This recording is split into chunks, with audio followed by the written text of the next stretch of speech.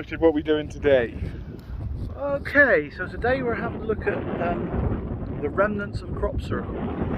Yeah. So last week this was a fully formed circle in some wheat here. Which would be this one, which I'll put the picture in a second. Etchelhampton, bottom of Etchelhampton Hill. Not much left of it, the marks where the circle was. If you look carefully, you can see some of the straw and The straw corn folds. is still there. If I put my phone up, I think you might be able to get Yeah, you can sort of see the shine where the corn was. where the folds are. You can see the circle all the way I'm around. just going to walk around it. Yeah.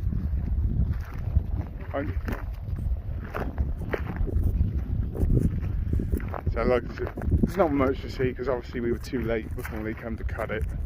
But like I say, you can still see the folds in the straw.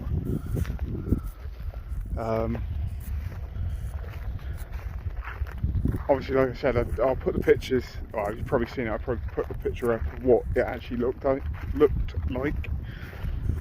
But again, it's like a straight fold coming up here. If I remember correctly, there's like a point in the centre, like an arrowhead kind of thing. So it starts like from there and up. It goes right up here.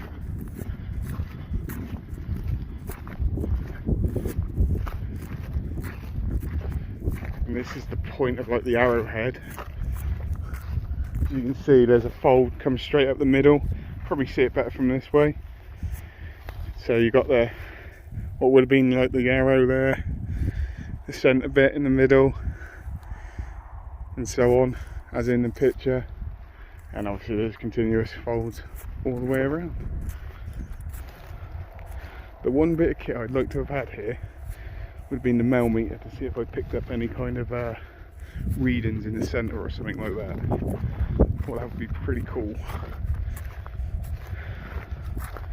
I want to say this is about the centre of it where I am right now. Right here is about the centre of it, I think. No, it's not. See something around here.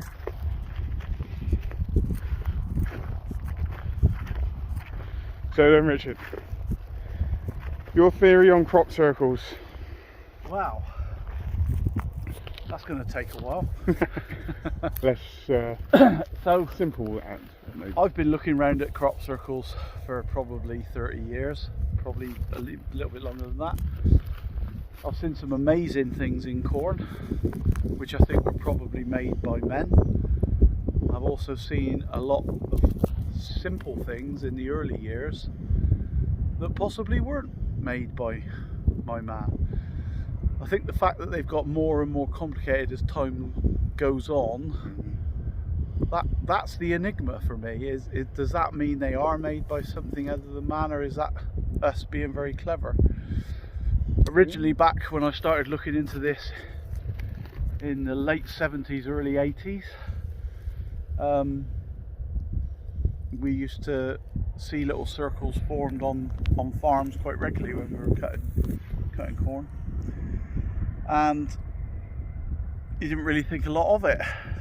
And then they sort of early 80s, they really took off around here, and there were crop circles all over the place.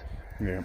There were quite a few people looking into it then, investigating it. There was quite a lot of people who are said to be hoaxing it.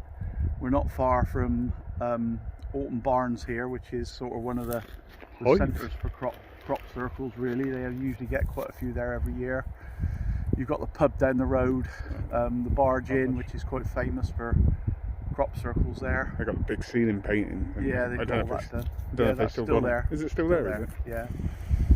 Yeah. So yeah, I don't know about this one. I mean, obviously there's not a lot left of it. It's been cut. Had a look. I can't see any. You can see quite clearly that the corn's been folded over. That's fine. when it's greener, you can look and see if the bottom nodules tend to not have broken, so it looks like it's a different type of fold, but it's quite hard to tell now because this corn has been cut because it was ripe, so you can't really see too much of I what suppose it it's was. been driven over, the header's probably flattened it a bit more. Yeah, it's gone, but you can just about see the remnants of it. Yeah, I mean, there's like an arrow in the picture, like I said in the video earlier on, there's like a arrow, which is just there. Yeah. It goes to a point and then goes down. I don't know what makes them or who makes them, but I know when you see them, they are beautiful. They're art. Yeah. For me, when I look at them, they're very artistic, you know. And if people are doing it, well, they're very clever, you know. And there's been some amazing ones that you just think, well, I just don't see how people could have made that. Yeah, there's one in Alton Barnes a few years back. I remember looking at it. I never went there. I just remember looking at the pictures of it, and you just look, I was like, it's pretty complicated. Is it really made by man? I mean, I questioned it. I did question my own kind of belief system, but so it was just that far too complicated. Yeah.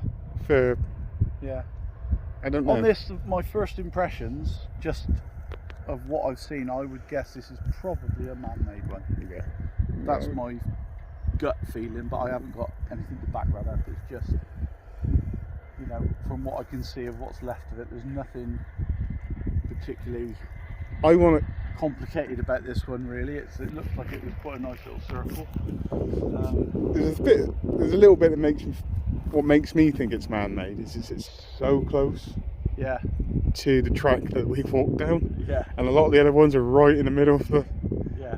And I know it seems simple, and I know it probably doesn't make any sense, but if it was man-made, it's an easy spot to get to. There's a track that comes from the bottom of Monument Hill there on the corner. You could drive straight up there with your car, park up there, and you're across here in no time at all. In the middle of the night, nobody would see you really up here. No. Nobody would see you. Pretty cool though. Yeah, interesting. Cool. Worth a look. Go and find some more. Yeah. So me and Richard then spent 2 or 3 hours trying to find where these supposed crop circles are. Unfortunately, where we've had such a dry summer here and warm summer here, the farmers in Britain have been well on the ball. So when we got to these apparent sites of where these crop circles were, they were already cut, and of course a lot harder to find when they're already cut. A little bit disappointed, but yet me and Richard have both been busy in the last couple of months, so you know there's always next year, to be honest. And we did get to see the remnants of one that was probably there about 2 or 3 days beforehand. That wasn't long cut, the field that we were in, but yeah, the only downside is I did wish I took the mail meter with me to see if I picked up any kind of readings or anything in the centre of that crop circle. Even still, I'm sure we can do a bit of a piece on crop circles in the future. I know Richard's quite knowledgeable on crop circles, so I'm sure we can do a piece in the next few months, and Richard could tell you some stories of what he used to do about 30 years ago. He was telling me on Friday on the drive around Wiltshire and all that. They're quite interesting stories, and I absolutely love listening to his stories. So on that note, hope you enjoyed the video. Hope you all enjoyed the video. See you all soon. Bye bye.